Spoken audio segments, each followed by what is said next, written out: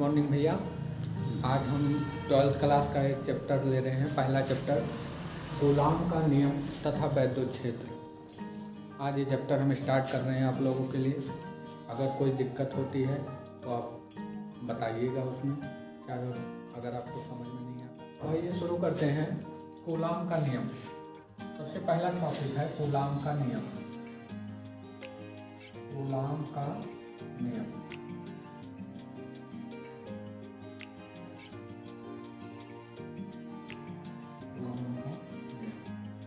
Coulombs law. Coulombs law.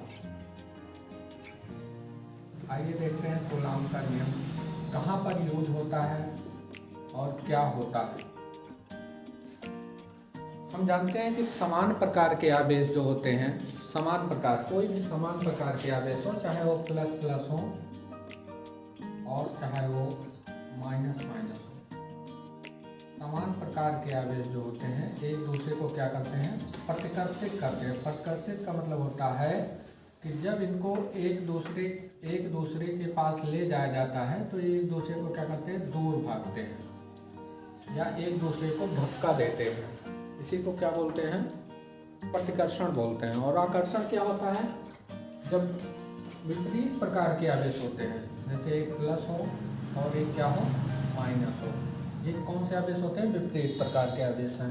तो विपरीत प्रकार के आवेश एक दूसरे को क्या करते हैं, आकर्षित करते हैं। आकर्षित करने का मतलब है कि एक दूसरे को खींचते हैं या एक दूसरे की ओर आकर्षित होते हैं, उसे क्या बोलते हैं, समान प्रकार के आवेश जो हैं एक दूसरे को क्या करते हैं, प्रतिकर्षित करते हैं। समान प्रकार के अगर आवेश रहेंगे तो एक दूसरे को क्या करेंगे, प्रतिकर्षित करेंगे, और अगर विपरीत प्रकार के आवेश होंगे तो क्या करेंगे, आकर्षित करेंगे।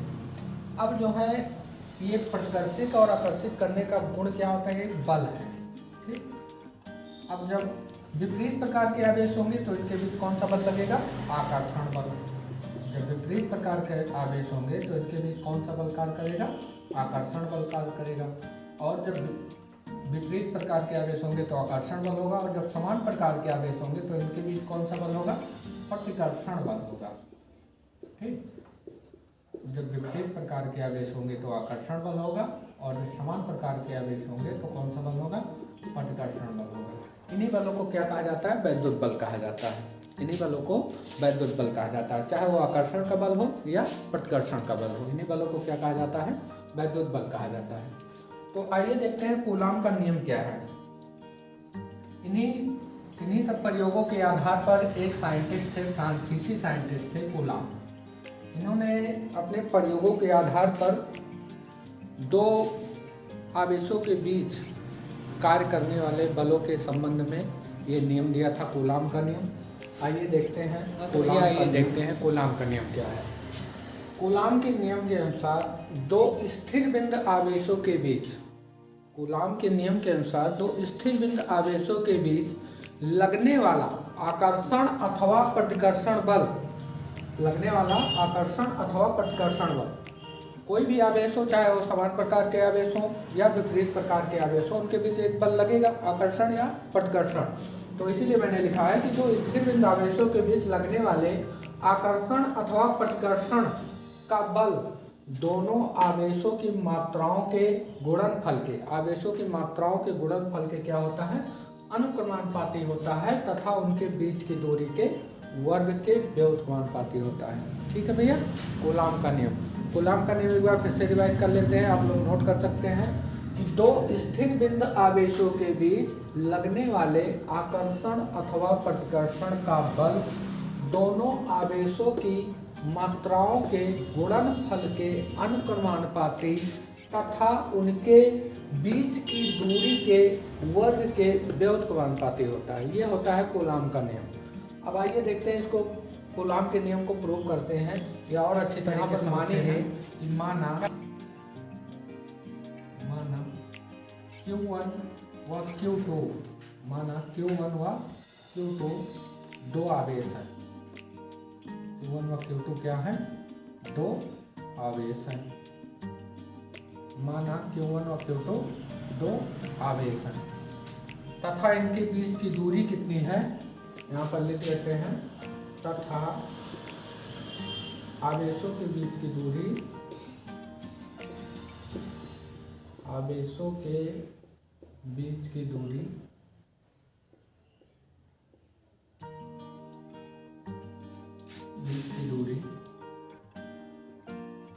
है।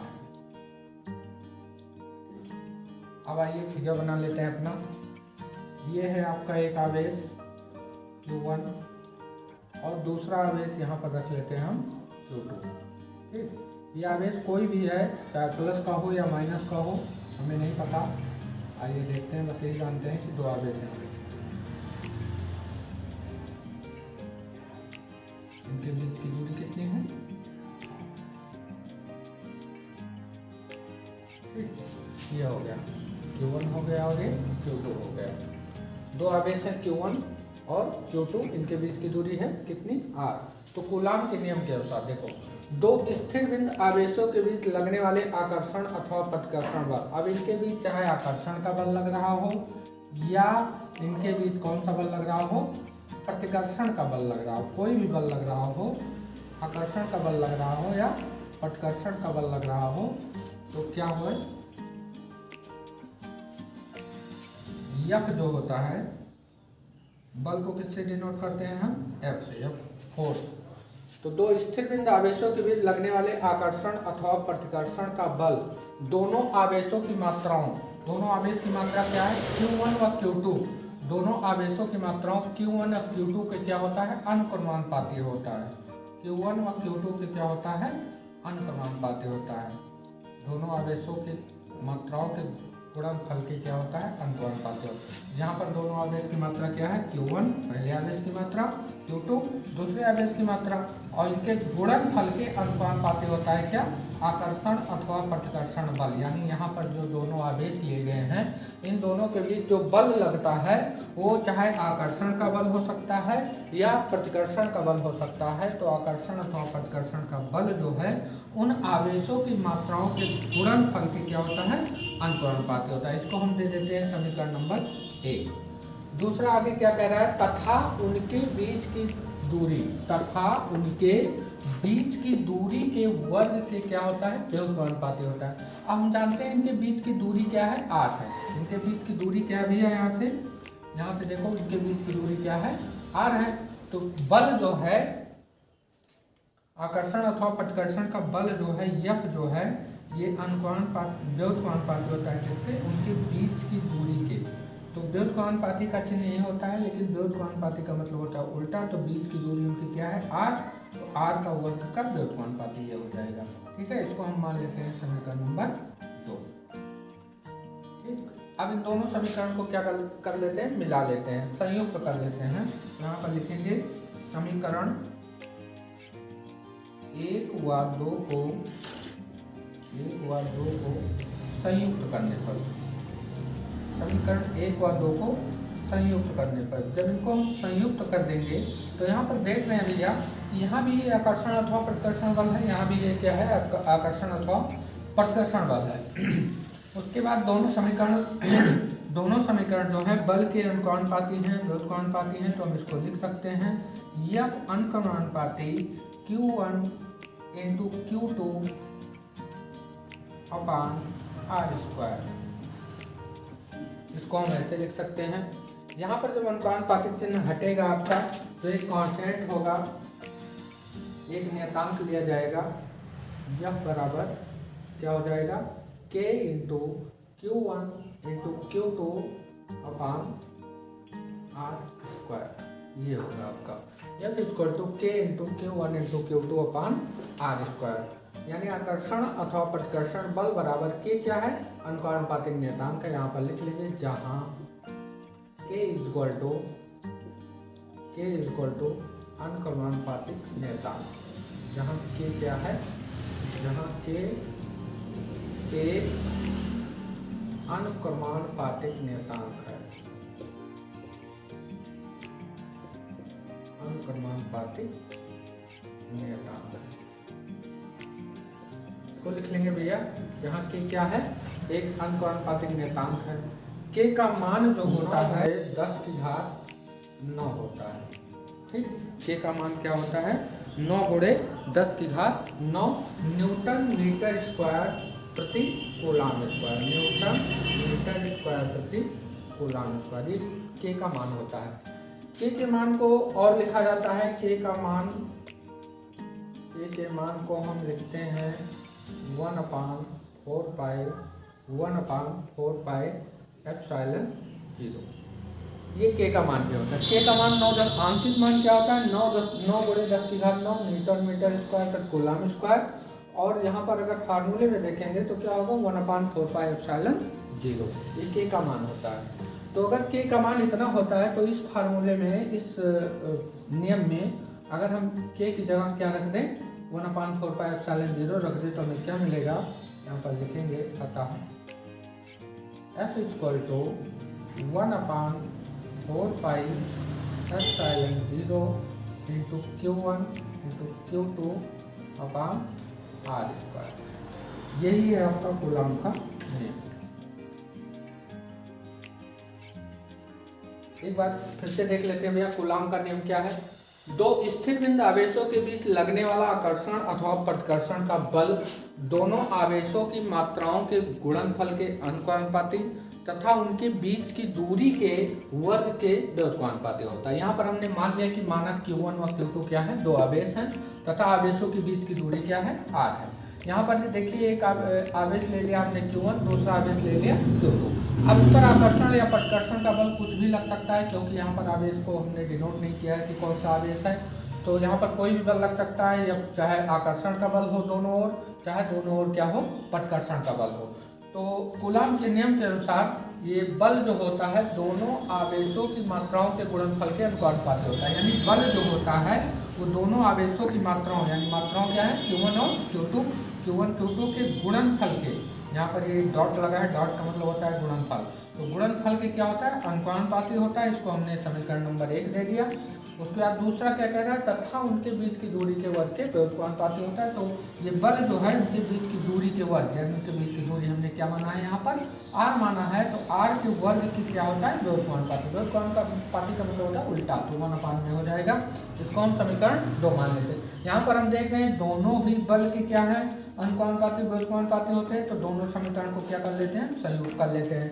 जब दोनों समीकरण को संयुक्त करेंगे तो यह अनुपाती Q1 Q2 अपान क्या हो जाएगा R²। अब यहाँ पर अनुपातिक चिन्ह जब हटेगा तो एक नियतांक लिया जाएगा K, तो क्या होगा यह बराबर K into Q1 into Q2 अपान R², जहाँ K क्या है एक अनुपातिक नियतांक है। K का मान क्या होता है 9 गुणे 10 की घात 9 न्यूटन मीटर स्क्वायर प्रति कूलाम स्क्वायर, ये के का आंकिक मान होता है। ठीक है, और के का मान क्या होता है 1/4 पाई एप्सिलॉन 0। चाहे आप 9 गुणे आंकिक, अगर आंकिक प्रश्न लगा रहे हो या आंकिक मान पूछ रहा है तो 9 गुणे 10 की घात 9 होता है।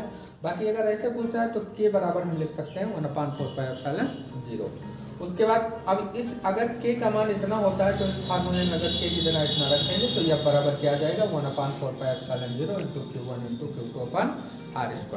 ठीक है, यहाँ पर एक आया है एप्सिलॉन 0। ये एप्सिलॉन 0 क्या है, यहाँ पर लिखेंगे जहाँ एप्सिलॉन 0 क्या है, एप्सिलॉन 0 निर्वात की वैद्युतशीलता है। एप्सिलॉन 0 क्या है, निर्वात की वैद्युतशीलता है। ये निर्वात क्या होता है भैया, निर्वात आप लोग जानते होंगे जहाँ पर वायु ना हो, जहाँ पर वायु ना हो, निर्वात जहाँ पर वायु ना हो उसे क्या बोलते हैं निर्वात। तो ये जो हमारा आवेश है Q1 और Q2, ये जो दो आवेश हमने लिया है यहाँ पर माना है, इसको निर्वात या वायु में रख सकते हैं। चाहे निर्वात जैसे किसी कांच वाच के डिब्बे में बंद करके रख सकते हैं, वहाँ पर प्रयोग कर सकते हैं, या कांच का कमरा हो उसमें हम कर सकते हैं ये प्रयोग, या वायु में खुले मैदान में हम कर सकते हैं। तो उसका मान इतना आएगा कि F = 1/4 pi epsilon 0 into Q1 into Q2 अपान R²। अब यहाँ से एप्सिलॉन 0 का मान भी आंकिक मान पूछता है एग्जाम में। ये तो हो गया आपका कूलाम का नियम, कूलाम के नियम का सत्यापन हो गया। कूलाम का नियम क्या है, कूलाम के नियम का सत्यापन हो गया, समझ में आया भी है ये ना। अब इसके बाद जो है एप्सिलॉन 0 का आंकिक मान निकालेंगे हम लोग। आइए देखते हैं एप्सिलॉन 0 का आंकिक मान क्या होता है। अब हम जानते हैं भैया कि एप्सिलॉन 0 का आंशिक मान आपको निकालना है। हम जानते हैं के बराबर क्या होता है 9.0 गुणे 10 की घात 9 के बराबर होता है। और के बराबर ये भी होता है 1/4 पाई एप्सिलॉन 0। के बराबर ये दोनों होते हैं। के बराबर 9.0 गुणे 10 की घात 9 होता है और के बराबर ही 1/4 पाई एप्सिलॉन 0 भी होता है। जब दोनों के बराबर है यानी दोनों मान आपस में बराबर हैं तो हम इसको लिख सकते हैं कि 1/4 पाई एप्सिलॉन 0 इक्वल टू 9.0 गुणे 10 की घात 9। यहाँ पर मात्रक भी लिख लेंगे metre square newton metre square प्रति कूलम स्क्वायर मात्रक। ठीक है, अब यहाँ से आपको एप्सिलॉन 0 का मान निकालना है। तो अगर इसके नीचे हम 1 कर दें और इनका तिर्यक गुणा करा दें, अगर तिर्यक गुणा करा देंगे तो क्या मिलेगा हमें 4 पाई एप्सिलॉन 0 का गुणा किसमें होगा 9.0 गुणे 10 की घात 9 न्यूटन मीटर स्क्वायर प्रति कूलम स्क्वायर और बराबर क्या मिलेगा 1। अब यहाँ से हमें किसका मान निकालना है एप्सिलॉन 0 का मान निकालना है, बाकी सबको इधर भेज देना है। तो बाकी सब जब इधर भेजेंगे तो एप्सिलॉन 0 इक्वल टू क्या होगा एप्सिलॉन 0 इक्वल टू होगा 1/, इधर गुणे में इधर आके कहाँ हो जाएगा बटे में हो जाएगा 1/4 पाई इंटू 9.0 गुणे 10 की घात 9 न्यूटन मीटर स्क्वायर प्रति कूलम स्क्वायर। ठीक है, यहाँ पर ये हो गया। अब जो है हम जानते हैं पाई का मान क्या होता है। ठीक है, अब यहाँ पर पाई का मान रख देंगे। पाई का मान होता है 4, पाई का मान होता है 3.14। पाई का मान क्या होता है 3.14 गुणे 9.0 गुणे 10 की घात 9 और यहाँ पर मात्रक लिख देंगे न्यूटन मीटर स्क्वायर प्रति कूलम स्क्वायर। ठीक है, अब जब इसका गुणा होगा तो कूलम स्क्वायर कहाँ चला जाएगा ऊपर चला जाएगा। तो एप्सिलॉन 0 इक्वल टू हो जाएगा, इसका गुणा कर लेंगे भैया 9 का गुणा 4 में करेंगे तो कितना आएगा 36 आएगा और 36 का गुणा किस में कर लेते हैं 3.14 में कर लेते हैं।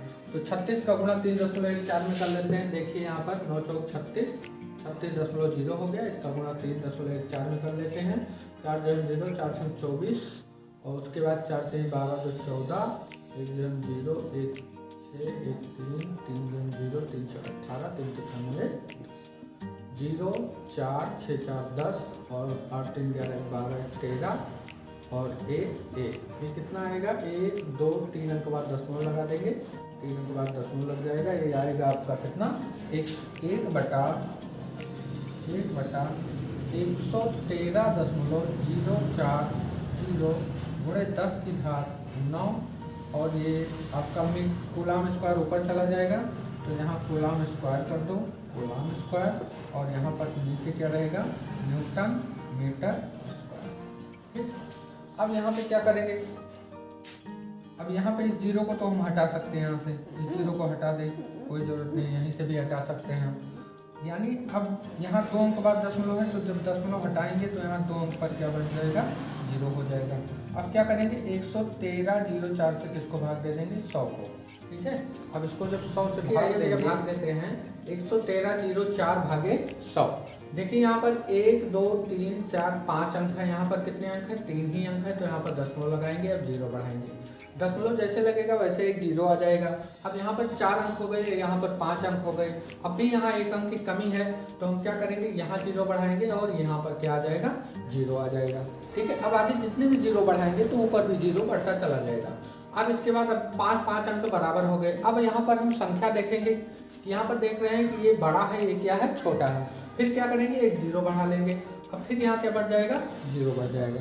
अब देखते हैं कि इसको कितनी बार ले जाएं। ठीक है, अब यहाँ पर भाग देंगे, भाग में देखेंगे आगे वाला अंक यहाँ पर कितना है 11 है। अब कितनी बार ले जाएं कि पूरा इसको डिवाइड कर दें तो या इससे ज़्यादा ना होने पाए तो 9 बार ले जाते हैं तो 11 9 कितना होगा 99। लेकिन उसके पहले देखते हैं 3 है, जब उससे गुणा करेंगे तो 2 हासिल बचेगा तो ज़्यादा हो जाएगा, यानी हम कितनी बार ले जाएंगे, 8 बार ले जाएंगे।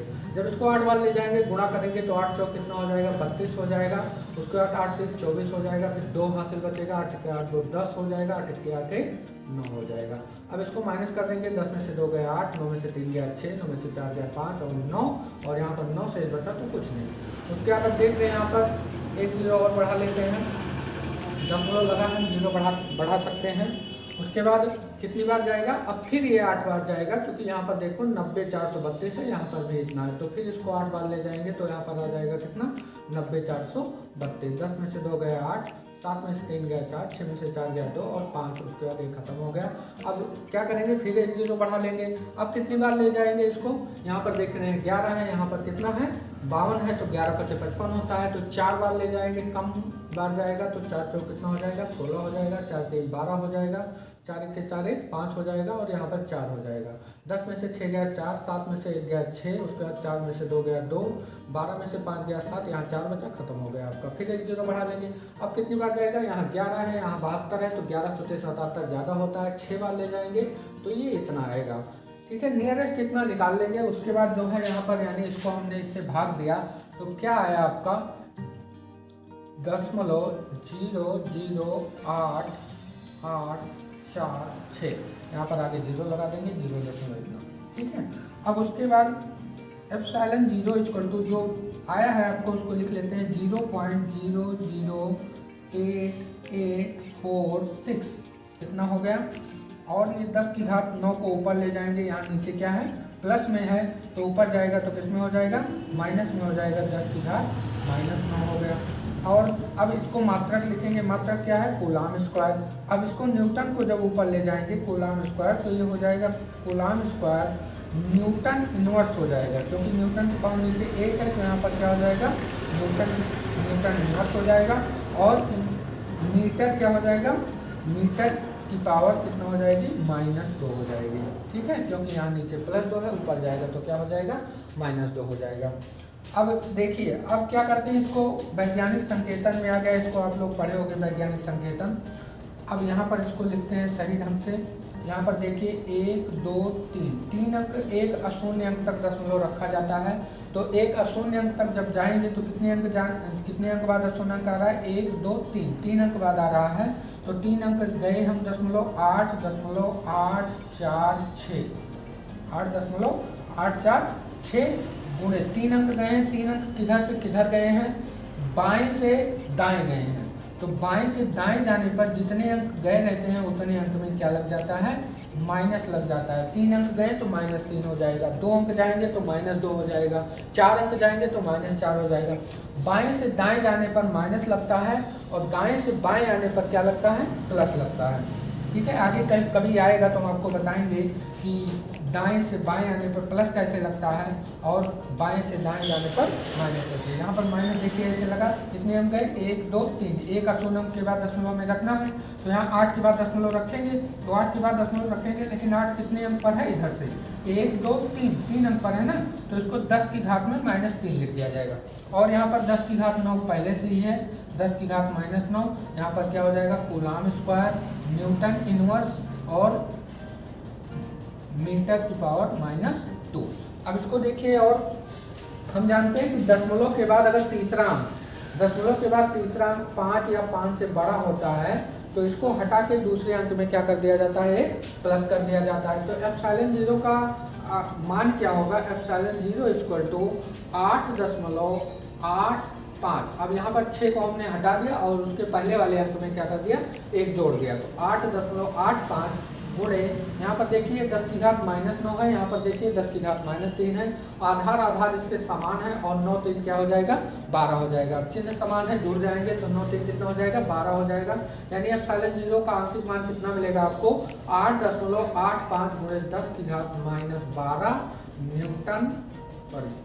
कूलाम स्क्वायर न्यूटन इनवर्स और मीटर की पावर -2। या इसी को लिख सकते हैं, या इसी को हम लिख सकते हैं एप्सिलॉन 0 = 8.85 गुणे 10 की घात -12 कूलाम स्क्वायर प्रति newton metre square, coulomb square प्रति न्यूटन मीटर स्क्वायर। यहाँ पर देखिए भैया ये हो गया आपका क्या, एप्सिलॉन 0 का आंशिक मान, ठीक है। एप्सिलॉन 0 का क्या हो गया, आंशिक मान हो गया। कोई भी आप लिख सकते हैं, दोनों ही सही रहेगा, चाहे दोनों लिख दीजिए, कोई दिक्कत नहीं है। यहाँ पर देखिए ये जो के का मान था, के का मान कितना था, 9.0 × 10⁹9 newton metre square, newton metre square प्रति कूलाम स्क्वायर। लेकिन यहाँ पर एप्सिलॉन 0 का मान क्या होगा, कूलाम स्क्वायर प्रति न्यूटन मीटर स्क्वायर, यानी यहाँ पर क्या हो गया, उल्टा हो गया, ठीक है ना। उल्टा इसलिए हो गया क्योंकि यहाँ पर ये इसका मान होता है और उसके बाद ये ऊपर जाएगा तो क्या हो जाएगा, पलट जाएगा। ठीक भैया, समझ में आया है आपको। आगे भी और वीडियो आपको मिलेगी, आगे अभी सब लेसन टॉपिक वाइज पढ़ाया जाएगा आपको इसमें। अभी आज हमने स्टार्ट किया है कूलाम के नियम से। कूलाम का नियम हो गया, एप्सिलॉन 0 का आंशिक मान हो गया। इसके बाद हम लोग पढ़ेंगे वैद्युत क्षेत्र, वैद्युत द्विध्रुव, ये सब पढ़ेंगे। आज के लिए इतना